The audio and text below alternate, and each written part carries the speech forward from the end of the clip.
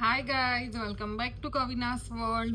First of all, thank you so much to each and everyone who have messaged me કે મને જેણે call કર્યો છે, જેણે ફેસબુક, ઇન્સ્ટાગ્રામ, જેમ મેં આજે સ્ટોરી મૂકી એમ બધી જ જગ્યાએ મને બહુ જ વધારે લવ મળ્યો છે.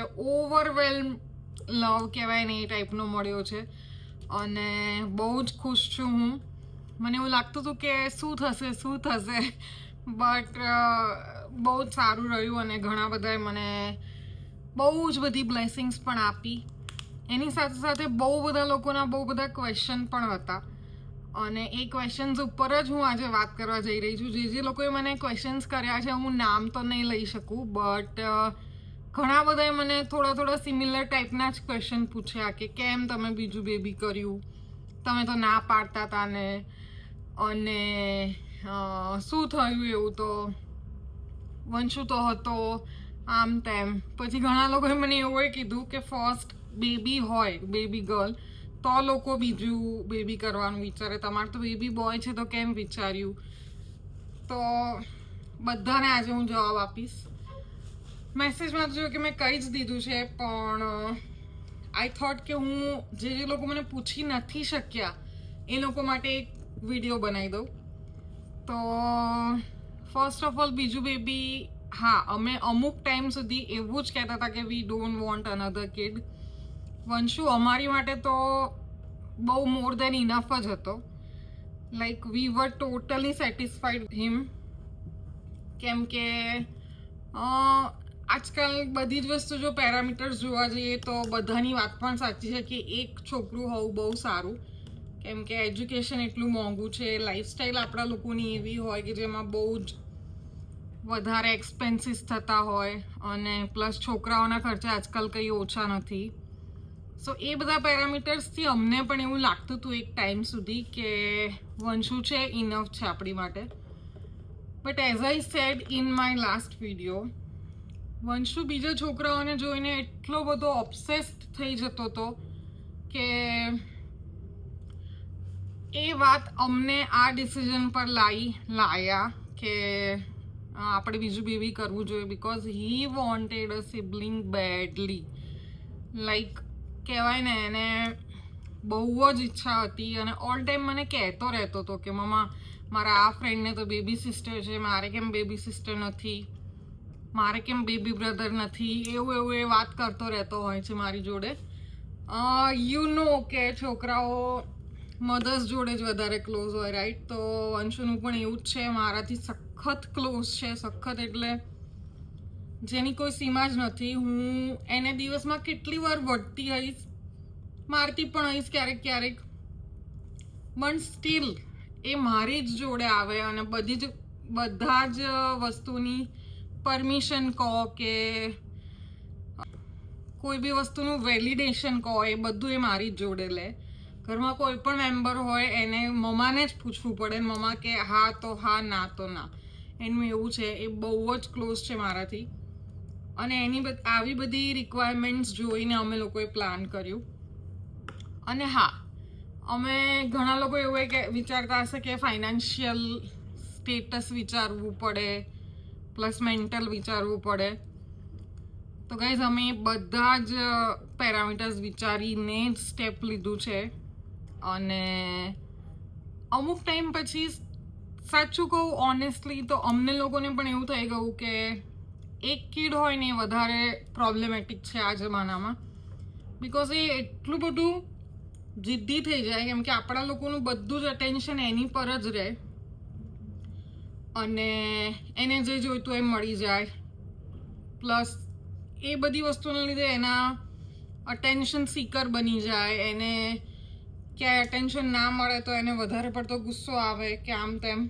વંશુ સાથે એ જ બધું થઈ રહ્યું હતું અને એટલે જ અમે વિચાર્યું કે એને એક બ્રધર સિસ્ટર જે પણ આવે એ જો આવી જાય તો એનું ધ્યાન પણ થોડું ડાયવર્ટેડ રહે અને એ પણ થોડોક હું મોટો છું અને મારે હવે સાચવવાનું છે આ બેબીને, અને એવા થોટ્સ એના માઇન્ડમાં ડેવલપ થાય, રાઈટ? તો અત્યારથી જ એવા ડેવલપ થાય તો આગળ જતાં એ ઘણું સાચવશે, એવું અમે લોકો વિચાર્યું. બહુ જ બધું બહુ જ બધી નાઇટ્સના ડિસ્કશન્સ પછી અમે લોકોએ આ ડિસિઝન લીધું છે કે સેકન્ડ બેબી હોવું બહુ જ જરૂરી છે. એક હોવું અમને લોકોને હવે એવું લાગે છે કે એક કરતાં બે સારા, અધરવાઇઝ એક પણ નહીં. એમ તમે બે ફ્રીડમ્સથી રહો, એકલા રહો, હરો ફરો લાઈફ જીવો, દેટ્સ ઓલ. એ વધારે સારું. કેમ કે એક હોય ને એનાથી આપણે પણ એટલા બધા અટેચ હોઈએ. યશપાલ સિંગલ ચાઇલ્ડ છે, રાઈટ? એમના મમ્મી પપ્પાને એક જ છે, યશપાલને ભાઈ બહેન નથી. સો અમે લોકો હોય તો બહુ જ બધી વાર ડગલે ને પગલે મહેસૂસ કર્યું છે કે યશપાલને ભાઈ બહેન નથી, એનાથી અમને લોકોને ઘણી પ્રોબ્લેમ થાય. હા, કઝિન્સ છે, બધા ક્લોઝ છે, નો ડાઉટ અમે લોકો કનેક્ટેડ છીએ, આવતા જતા મળીએ, હા ના બધું જ. બટ એ પણ વસ્તુમાં વંશુ એવું કરે છે કે મારા પિયા કેમ મારા ઘરે રહેવા ના આવે, મારે કેમ કોઈના ઘેર નહીં જવાનું, આમ તેમ. કેમ કે હજી નાનો છે, રહેવા તો ના જ જાય. બટ એના કઝિન્સ, મારી સિસ્ટરના છોકરાઓ મોટા થઈ ગયા અને એમના ઘરે એમના રિલેટિવ્સ રહેવા આવે, એના ફિયા ને એ લોકો. એટલે એ કમ્પેર કરે તરત જ કે મારા ઘરે કેમ કોઈ નથી આવતું રહેવા એમ. સો પ્લસ જ્યારે અમારા ઘરે ફંક્શન હતું ત્યારે પણ અમને એવું ફીલ થયું કે યશપાલ એકલા છે અને અમે લોકો બંને પૂજામાં બેઠા હતા અને સર્વ કરવાનું હોય કંઈક, કે ગેસ્ટને વેલકમ કરવાનું હોય કે કંઈ પણ હોય, તો પૂજામાંથી જ બેઠા બેઠા યશપાલ બધાને વેલકમ કરતા હતા અને ઈશારાથી કહેતા હતા બધાને કે તમે આ અપાવો, આ કરો, આ કરો આગળ. એટલે એવા ટાઈમે એવું થાય કે કોઈક એક એમની સાથે હોય ને તો બહુ ફરક પડે. એટલે જવાબદારી વહેંચાઈ જાય એમ, એવું થાય. અને પ્લસ એક બીજો ઇન્સિડન્ટ થયો અમારી સાથે કે જ્યારે અમને લોકોને પાક્કું એવું મળી ગયું કે ના, આપણે કરવું જ છે સેકન્ડ બેબી. એ ઇન્સિડન્ટ એવો હતો કે મારી મમ્મીને ફેબ્રુઆરીમાં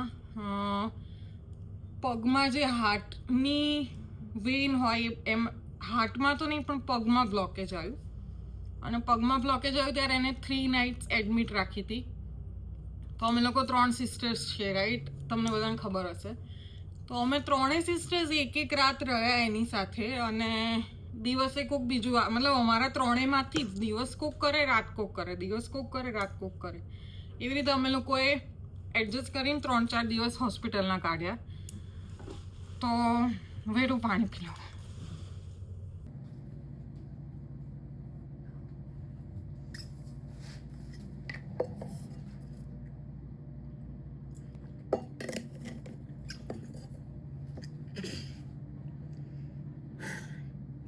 એ ટાઈમે પણ અમને રિયલાઇઝ થયું કે સિંગલ ચાઇલ્ડ હોય તો આગળ જતાં અમને કંઈ પ્રોબ્લેમ આવ્યો, અમને હોસ્પિટલાઇઝેશનની જરૂર પડી કે અમારી સાથે કોઈને રહેવાની જરૂર પડી, તો વોટ વિલ હી ડુ? એ દિવસે અમને સાચવશે કે રાત્રે સાચવશે? લાઈક ભલે આજકાલ બધી જ સુવિધાઓ છે, હોસ્પિટલમાં હોય છે, બટ સ્ટીલ પોતાનું માણસ જ્યારે સાથે હોય ત્યારે એક હિંમત રહે, રાઈટ? દવાખાનામાં. તો એ બી ઇન્સિડન્ટ પછી અમને એવું રિયલાઇઝ થયું કે એટલીસ્ટ કોઈક એને સાથ દેવાવાળું હોય તો એની ઇમોશનલ સ્ટ્રેન્થ વધી જાય. અને એઝ વેલ એઝ રાત દિવસ એકના એક જણને ના રહેવું પડે એમ. એ બધું વિચારીને અમે લોકોએ ડિસાઈડ કર્યું કે બીજું બેબી લાવવું જ જોઈએ અને લાવી દઈએ આપણે. બહુ લેટ કરવાનો પણ કોઈ મતલબ નથી. વંશો ઓલરેડી 5 યર્સનો થઈ ગયો છે અને વી વર ટોટલી રેડી, લાઈક. સો આ બધા રીઝન્સ હતા જેની લીધે થઈને અમે સેકન્ડ બેબી પ્લાન કર્યું. પછી બીજો ક્વેશ્ચન હતો કોકનો કે બોય તો છે પછી કેમ ગર્લ? તો એ તો મેં ગયા વિડીયોમાં જ કહી દીધું કે અમને ફર્સ્ટ ટાઈમ પણ ગર્લ જોઈતી હતી અને વંશો આવ્યો. અને સેકન્ડ ટાઈમ તો મેનિફેસ્ટ કરેલું જ છે કે ગર્લ જોઈએ, બોય છે ઓલરેડી. એટલે હવે લેટ્સ સી. ઘરમાં એક દીકરી હોવું આઈ થિંક બહુ જ જરૂરી છે.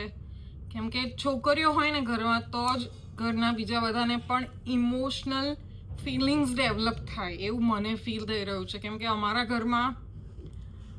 ઘરનું એવું એટમોસ્ફિયર છે કે બધા પોતપોતાના કામથી કામ રાખે, કોઈની સાથે બહુ એટલી વાતચીત નહીં, અને બધા પોતપોતાનામાં રહે એમ. એ ટાઈપનું છે અહીંનું એટમોસ્ફિયર. અને મારા ઘરે ટોટલી ડિફરન્ટ છે. અમે લોકો 3, એટલે ઘરમાં ટોટલ 4 લેડીઝ હતી ને મારા પપ્પા એકલા હતા.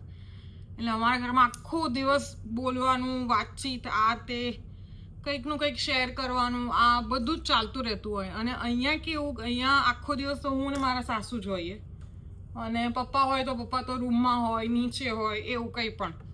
એટલે બહુ કંઈ એવા બહુ ડિસ્કશન્સ ને એવું બધું ના થાય. અને ક્યારેક ડિસ્કશન થાય બી તો લાઈક બહુ 5 મિનિટ હાર્ડલી એમાં પતી જતા હોય.